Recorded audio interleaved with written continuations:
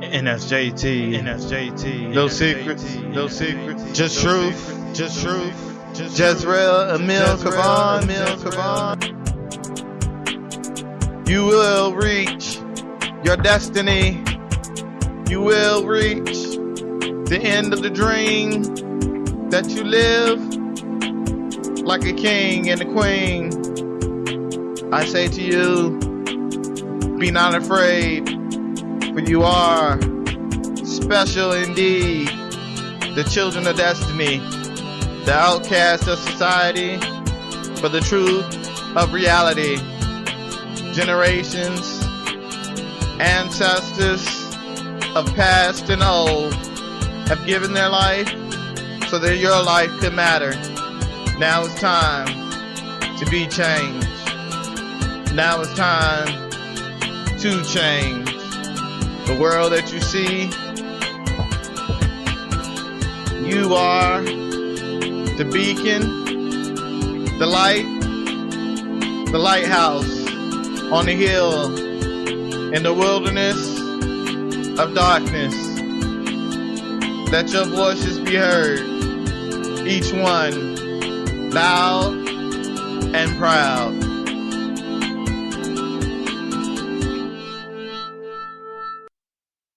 Mount Vernon, New York. Please give a warm deaf poetry welcome to my man Gemini.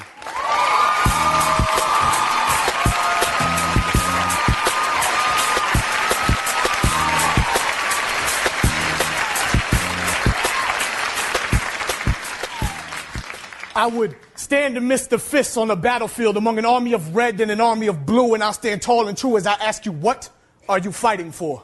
This 4 foot by 4 foot concrete block you're arguing for and bartering for is merely a prison without bars that still manages to arrest you by confining your mind, and you allow this corner to define you, and now you're redefining yourself by calling yourself a street corner entrepreneur.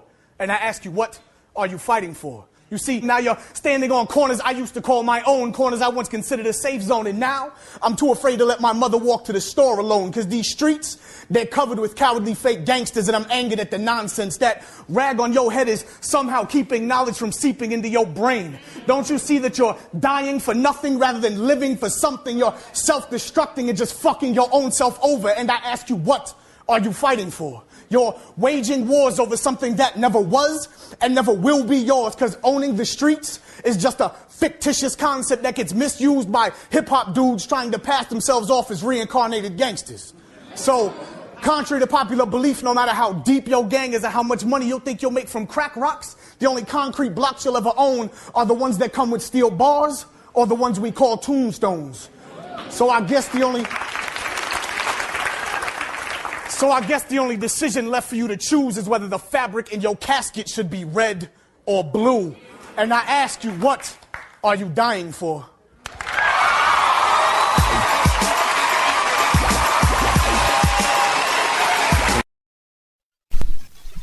It is important that this generation begin to use their strength and power. Begin to see that the battle is upon us. It is the battle cry of our generation that must be answered. We are the only ones that can put an end to the squabbling and the fighting in Washington. We are the only ones that can reshape this country, save its soul. But it requires you to understand what is at stake. Now, I believe, like any other, that faith comes first. That our Father, who art in heaven, and his laws must be upheld as we move forward. But because of man-made laws,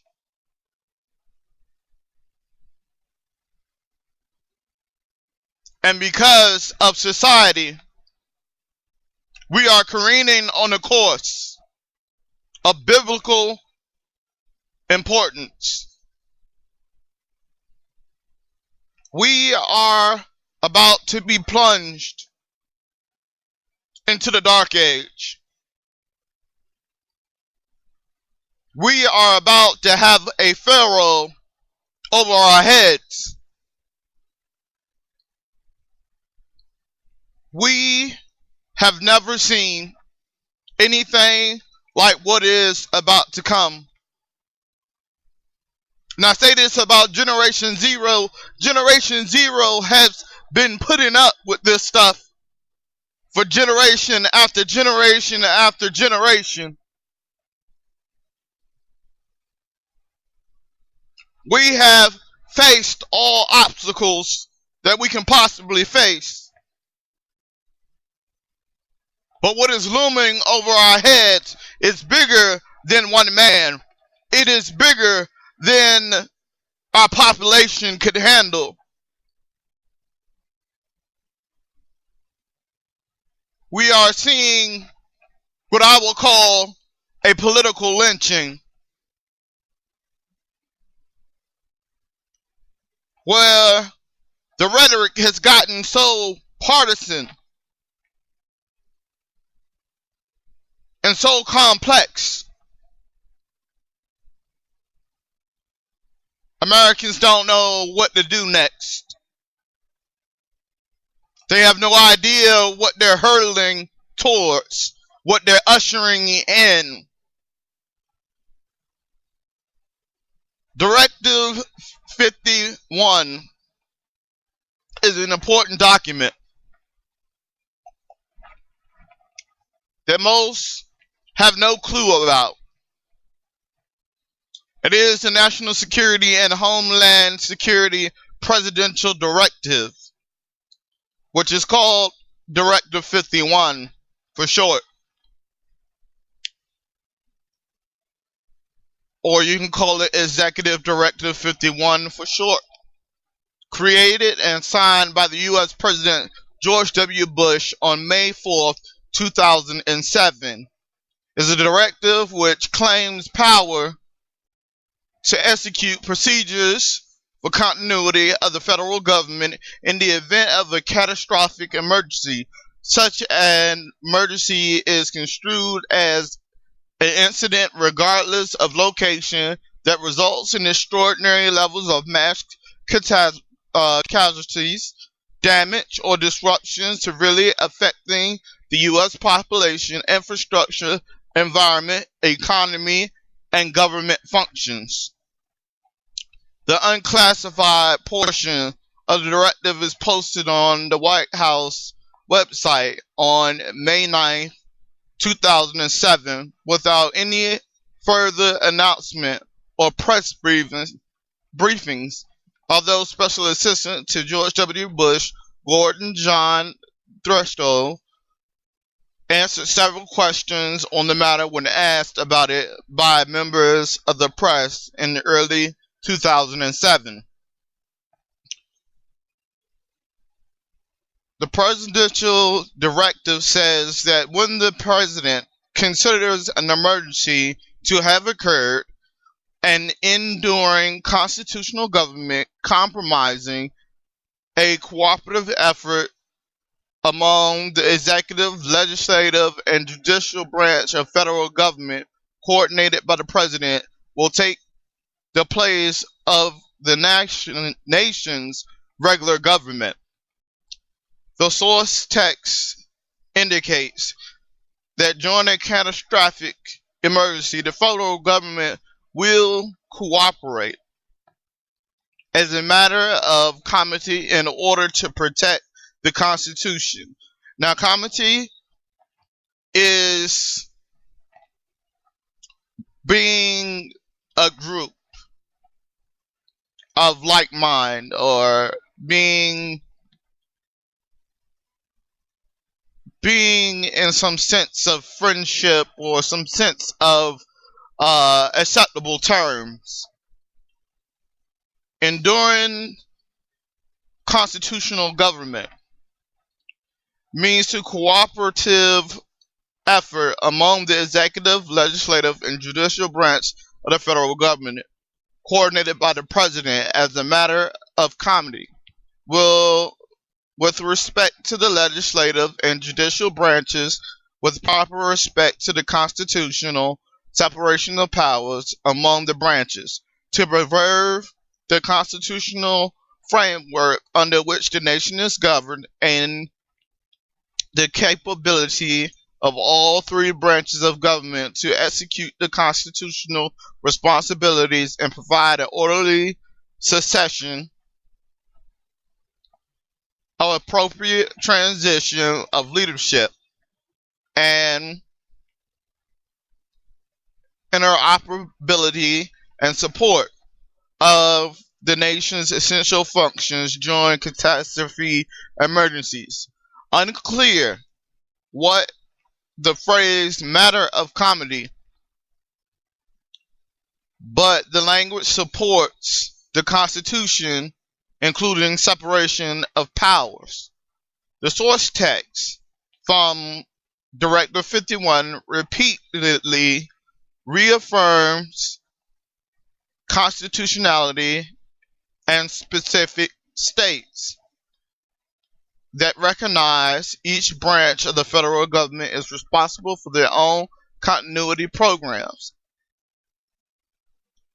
and an official designated by the Chief of Staff to the President will ensure executive branch continuity of operations and continuity of government policies.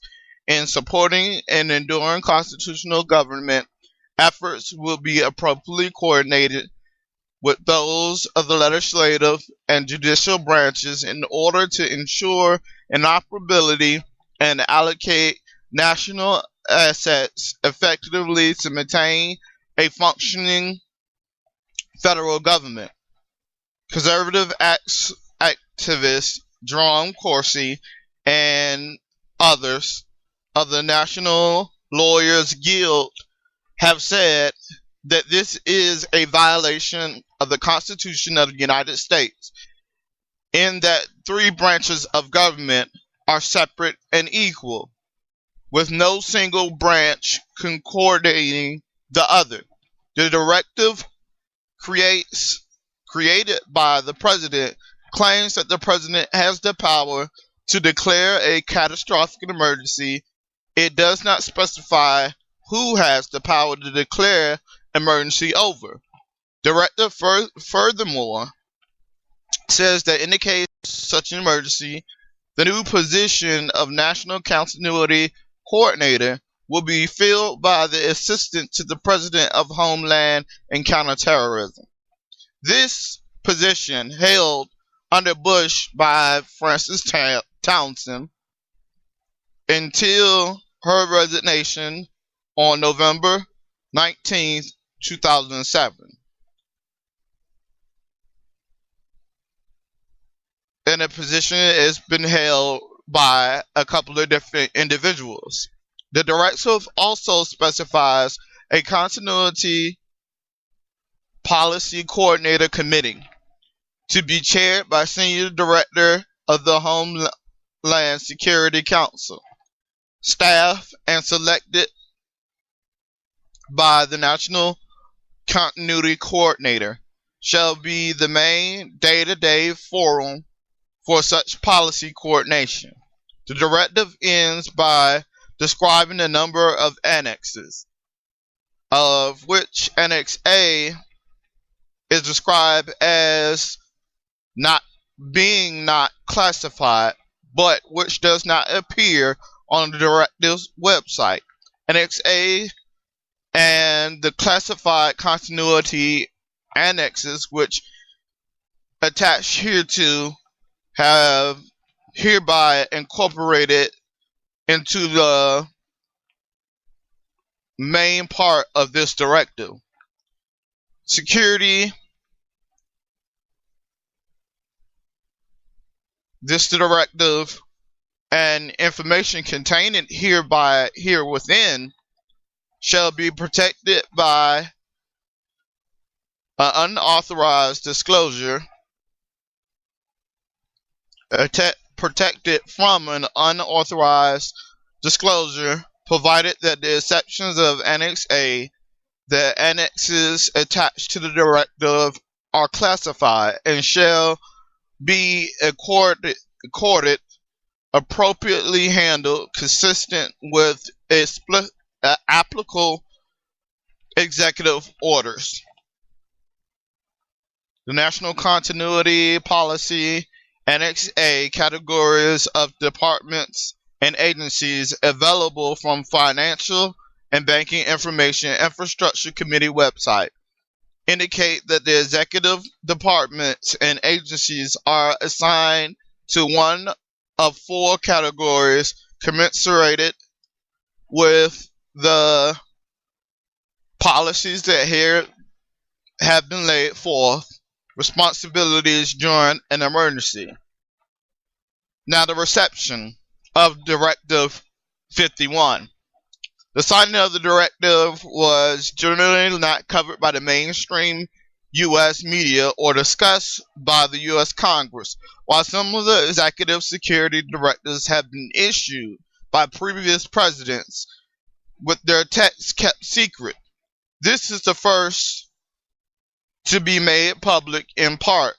It is unclear how the National Security and Homeland Security Presidential Directive will reconcile with the National Emergency Act, a U.S. federal law passed in 1976, which gave Congress oversight over the presidential emergency powers during such emergencies.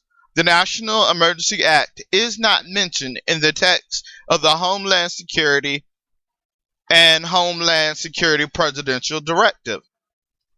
After receiving concerned communications from constituents in July 2007, U.S. Representative and Homeland Committee member Peter DeFazio made an official request to examine the classified continuity annexes described above in a secure bubble room in the United States Capitol. But his request was denied by the White House, which cited the national security's concerns. This was the first time DeFazio had been denied access to documents. He was quoted as saying, "We're talking about the continuity of government of the United States of America. I would think that it would be relevant to any member of Congress, let alone a member of the Homeland Security Committee." After this denial, DeFazio joined with two other colleagues, which sat, including the chairman of Homeland Security Oversight Subcommittee, in a renewed effort to gain access to the documents, in which was never disclosed. And the question is, why would I even bring up Directive 51? It is because it's my understanding that if there is a national crisis, anything compared to 2008 or worse will give the president executive powers over all state and federal laws. He can construct the government as he sees fit to operate in the name of the American people. Whether it is constitutional or not, the Supreme Court would not be able to weigh in on the decision till well after the emergency is claimed to be over. Now, before, it has always came with the instruction that the legislative branch would be able to guide the president and declare what emergency powers he has over the continuity of government. But with Directive 51 under Bush, it makes him, the president, the sole one that can direct the legislative branch and the judicial branch in the direction that he chooses to resolve the emergency and secure the country. Now, we're talking about something that was brought up because of 9/11, which they had to renew the continuity of government. There is no doubt about it, after a terrorist attack, such steps should be brought forward. But we must recognize that September 11 happened in September of 2001. This directive has not been written until May 4th, 2007.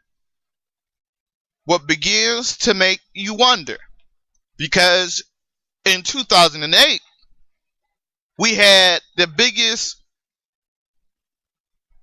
event with our economy since 1929, the Great Depression, which begs me to understand why there were calls in 2011 to the Senate and the House that if the market could not be secured, the country would be under martial law. Government's people, the legislative branch and the judicial branch, would be secured in designated shelters before any chaos and disorder happened with the population of the United States government. Why do I believe this is a concern for Generation Zero? Because Generation Zero has nothing to lose. I repeat that again. Generation Zero has nothing to lose. If there was a crisis with the economy, it would plunge us into the worst condition in which there shall be an official crackdown in America, because there will be widespread riots. There will be those who will no longer heed to the law. There will be massive looting, massive break-ins. This will look almost like New Orleans during and after Katrina. We should not wait till October 17th to act. In order for Directive 51 not to be used, lawmakers must pass a budget and raise the debt ceiling before October 17th. If we refuse to do that, you will see a massive, when I say massive, a massive effort to secure vital services to the United States government. You will see Homeland Security effectively deal with civil unrest and potentially be plunged into detaining American citizens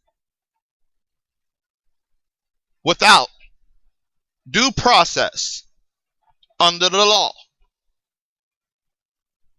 Yes, the constitutional government says that if there is such a catastrophe or problem with the government, that its people have the right to strike down the government itself and recreate a body of government that will represent the people in their interest. But this is the problem. That will never happen. Because of the Patriot Act, because of Directive 51, you will not be able to lay anyone off. You will not be able to go up against the executive branch. The Supreme Court will not be available to you. because it would be deemed as a catastrophic event to our economy, which gives the president power to initiate what has been classified for over 5.5 years now, going on 6.5, probably. We must understand that we will lose a functioning government. Our economy would be in chaos. And any measure of stabling the economy would probably have to deal with Canada and Mexico to provide the government with the ability to stand, which means that we will probably see the beginning of a new currency called the Euro and the North American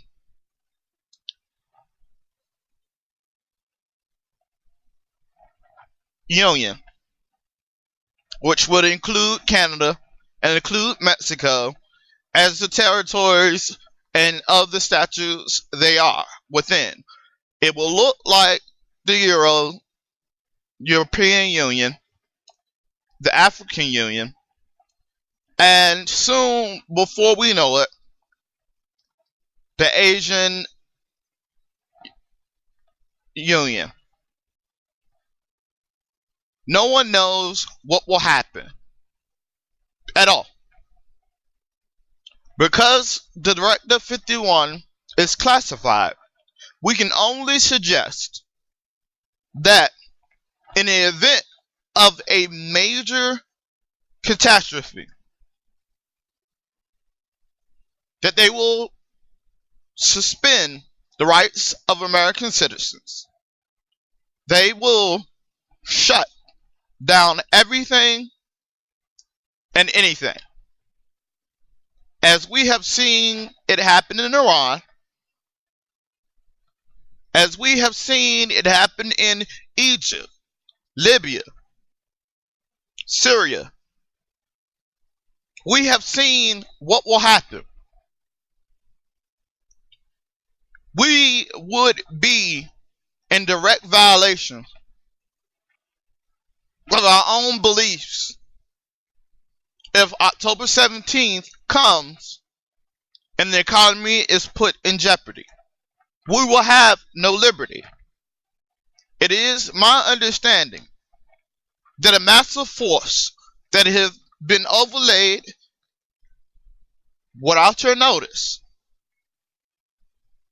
will be enacted automatically. You will become a prisoner of your home. You would lose the ability to track what is happening in your own country. Food supplies will be commandeered. We're talking about an issue that the federal government will lock you down. This is not a joke. And Generation Zero is not the same 1960s, 70s hippie movement. Generation Zero, as I said before, has nothing to lose. There will be riots. There will be crackdowns. There will be protests. And those who will go up against the federal government of the United States of America will be arrested without due process and be called terrorists. Those who speak the truth, those who will stand up and try to protect other citizens will be considered a terrorist. Under Directive 51, you will lose all your rights as a U.S. citizen. I urge you to stand up now for your rights before you hand over the power of the U.S. government to one single president, which will be Let me say it again. Which will be a new precedent set by the body of its citizens to allow such a thing to occur. It would effectively make the U.S. president sitting now a dictator over the whole entire country.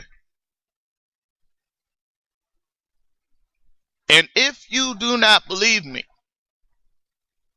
read the Directive 51 and you will see for yourself that the economy is suggested in Directive 51.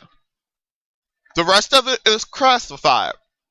Who deems the crisis? From our understanding, it will be the president who issues the order that there is a crisis, in fact, in order, and allow it to play out. That will turn into the country turning on itself. As I said, look at Katrina. Absent of government, essential security forces being in place, there were looting and riots, break-ins into homes,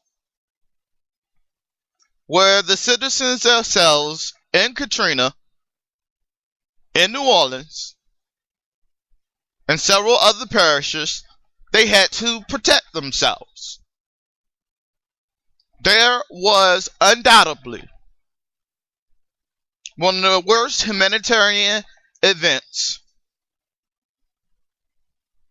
in our history besides the founding of our country.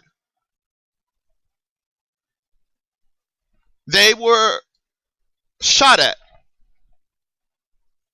so that they would not cross over into other counties that was already secured.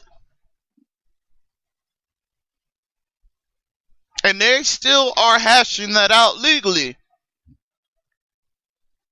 Whether the police and other individuals had the right to stop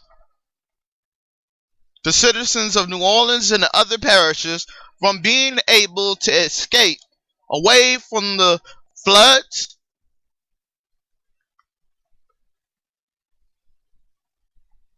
and the stadium itself, which had turned into a pit that was undesirable by any U.S. citizen that left it in chaos, that left young girls raped in the stadium, allowed the people to starve and die in the United States of America.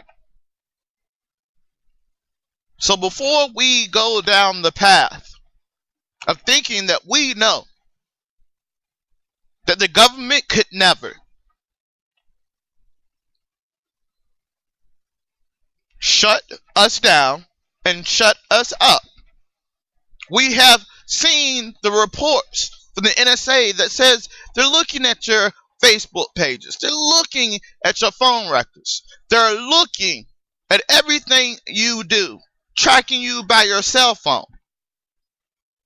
In Europe, they had a major event to see if they can track every single cell phone that was in the area of a gathering they put in place to test their theory. They said it was scientific only. Well, if you notice, when you go online with your own home computer on Google, it already dictates where you live. How has it gotten its ability to have GPS on a home computer?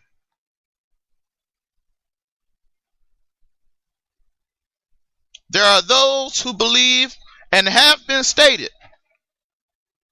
that it is easy to hack the webcams on your computer, your PlayStation 3, your TV. There were just a case in the news for the U.S. Miss U.S. Teen of America pageant, where the young teen admitted that she was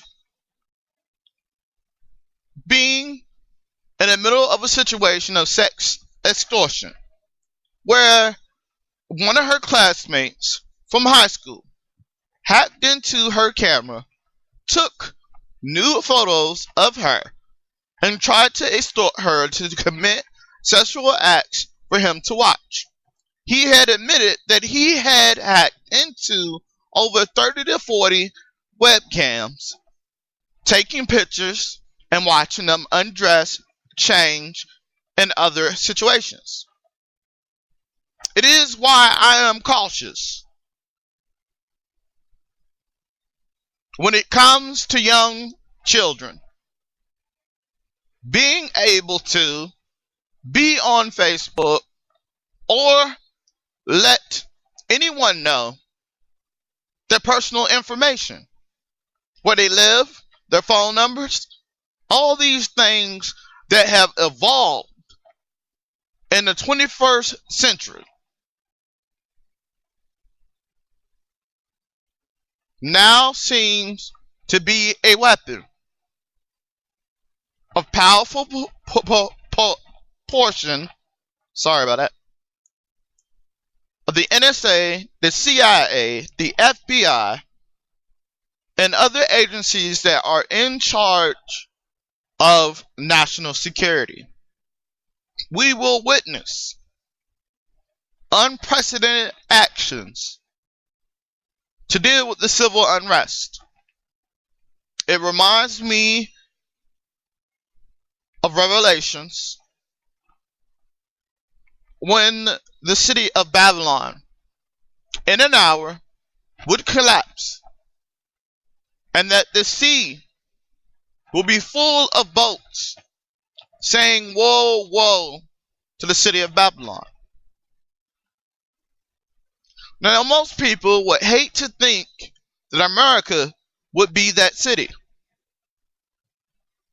It is no strange coincidence that in the Bible,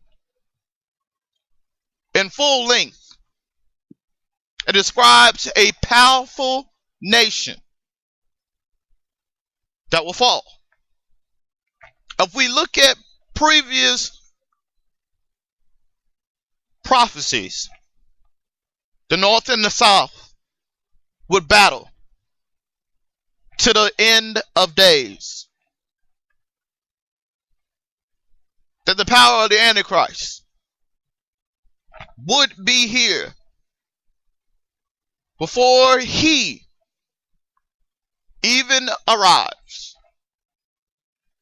We have given our executive branch powers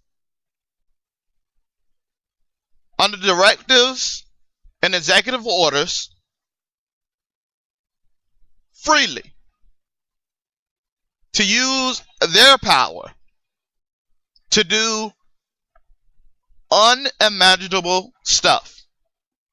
We have witnessed that President Obama has stated that a United States citizen can, in the conclusion, that looks like they are taking part in a terrorist type environment or coordination would be killed by drone strikes. An American citizen has already been killed by drone strikes, several of them. Under his discretion, under his authority, he has the power to withhold your rights and even sentence you to death. Let us look at ourselves and wonder, is this really what we want to do? If the Republican Party push this any further, we will go back to the Dark Ages under a dictatorship.